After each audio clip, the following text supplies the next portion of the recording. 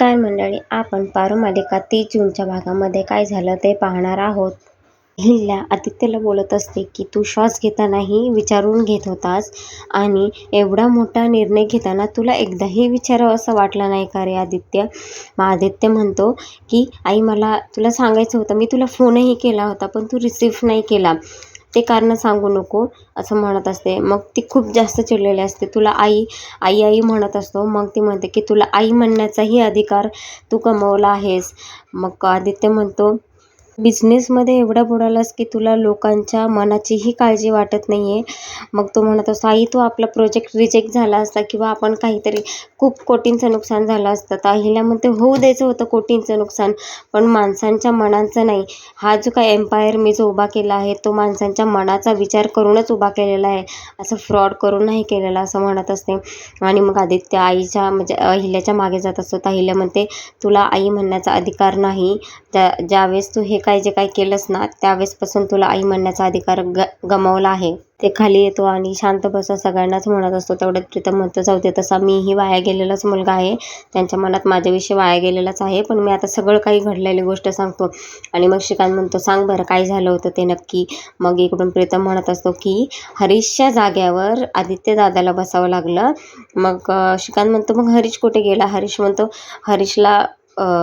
हरीशला कोणीतरी ड्रिंक असं पाजलं आणि तो गायब झाला. कुठे गेला, काय गेला, कसा गेला काहीच माहीत नाही.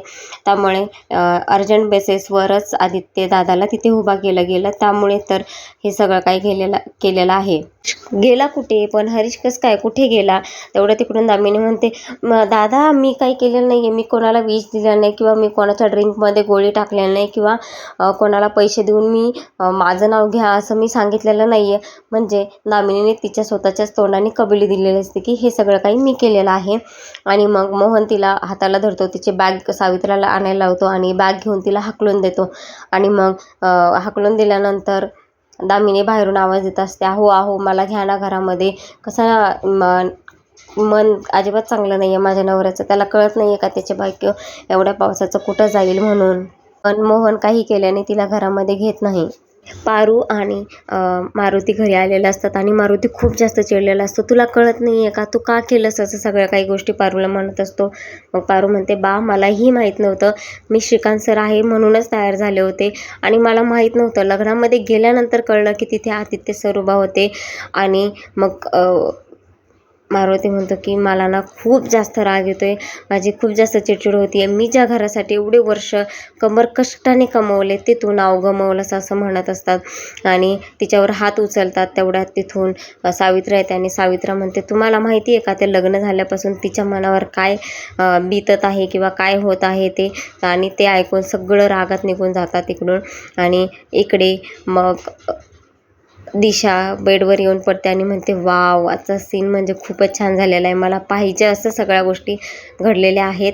आणि हे जे काय आदित्य आणि अहिल्याला खूप जास्त माज होता ना ते आता सगळा उतरवला ना, मला ना खूप आनंद होत आहे आणि हेच मला पाहिजे होतं. आणि हे जे काय एम्पायर आहे ना ते मी लवकरात लवकर माझ्या हातामध्ये घेणार आहे आणि पाहते मग सगळ्यांना असं म्हणत असते.